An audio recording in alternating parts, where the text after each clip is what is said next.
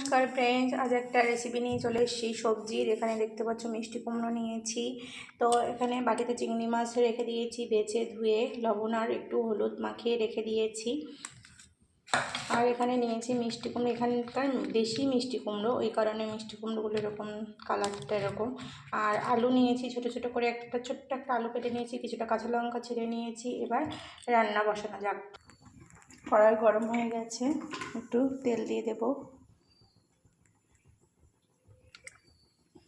তেলটা গরম হয়ে গেলে চিংড়ি মাছটা ভেজে নেব তেলের মধ্যে।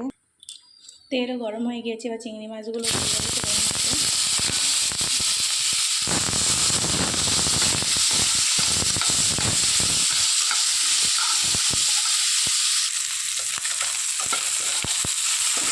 চিংড়ি মাছটা উল্টে পাল্টে ভেজে নিচ্ছি, আর একটুখানি ভাজলেই হয়ে যাবে।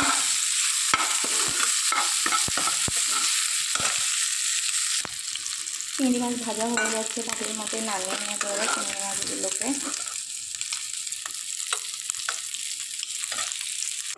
চিংড়িটা বাটিতে নামিয়ে নিয়েছি, কড়াইয়ের মধ্যে আর একটু তেল দিয়ে দিয়েছি, হাতে নিয়েছি পাঁচফোড়ন, এটাও দিয়ে দেবো। পাঁচফোড়নটা একটু নেড়ে চেড়ে নেব। এখানে আগে থেকে কেটে ধুয়ে রেখে দিয়েছিলাম মিষ্টি কুমড়ো, এটাকেও দিয়ে দেবো তেলের মধ্যে। দিয়ে ভালো করে নেড়ে চেড়ে দিতে হবে।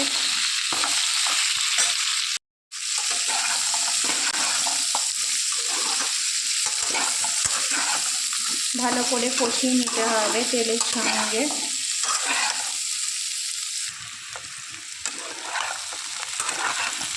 কুমড়োটা বেশ কিছুক্ষণ ধরে নেড়ে চেড়ে নিয়েছি।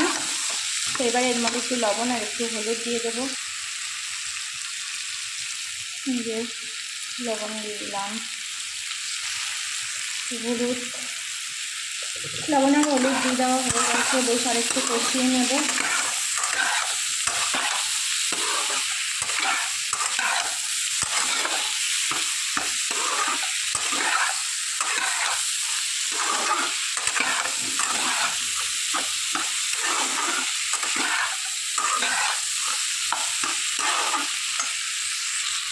কুমড়োটা কষাতে কষাতে বেশ নরমও হয়ে গিয়েছে।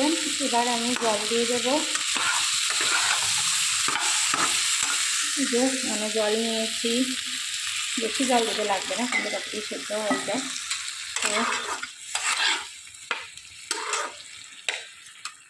তো এরকমই জল দিয়েছি। এবার ঢাকা দিয়ে রাখবো কিছুক্ষণ।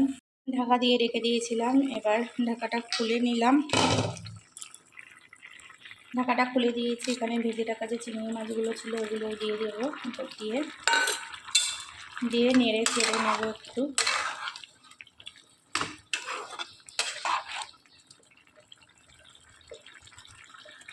যে সেদ্ধ হয়ে এসছে একদম, আর একটুখানির মধ্যেই রেডি হয়ে যাবে। এবার আবারও ঢাকা দিয়ে রেখে দেবে। 5 মিনিট হয়ে গেছে। 5 মিনিট পর ঢাকাটা খুলে দিয়েছি। এখানে একটুখানি জিরে গুঁড়ো দিয়ে দেবো, ভাজা জিরের গুঁড়ো দিলাম।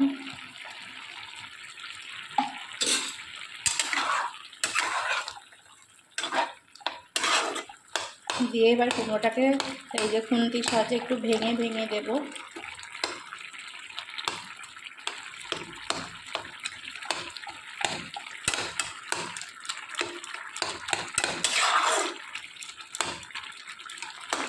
একটু করে ভেঙে ভেঙে দিচ্ছি। এবার ঝোলটা দিয়ে রেখে দেবো। ঝোলটা একটু কমে এলেই রেসিপি হয়ে যাবে। রান্নাটা হয়ে গেছে, ঝোলটাও একটু কমে এসছে, ঝোলটা শুকিয়ে গেছে। এবার বন্ধ করে দেবো গ্যাসটা। যেহেতু চিংড়ি মাছ দিয়ে রান্না করেছি ওই জন্য একটু হালকা রসা রসা ভাব রাখবো। কুমড়োটা এমনিতেই সেদ্ধ হয়ে গিয়ে ঘেটেও গিয়েছে। তো কারা কারা কুমড়োর ছক্কা ভালোবাসো, কুমড়ো ছক্কা না সরি, এটা কুমড়ো দিয়ে চিংড়ি মাছের তরকারি, কে কে পছন্দ করো কমেন্ট করে জানিও। তো এবার আমি নামিয়ে নেব। তরকারিটা কমপ্লিট। এই যে কুমড়োর তরকারি নামানো কমপ্লিট। কেমন হয়েছে তোমরা অবশ্যই কমেন্ট করে জানিও। তো আজকের মতো ভিডিওটা এই পর্যন্ত। সবাই ভালো থেকো, সুস্থ থেকো, টাটা।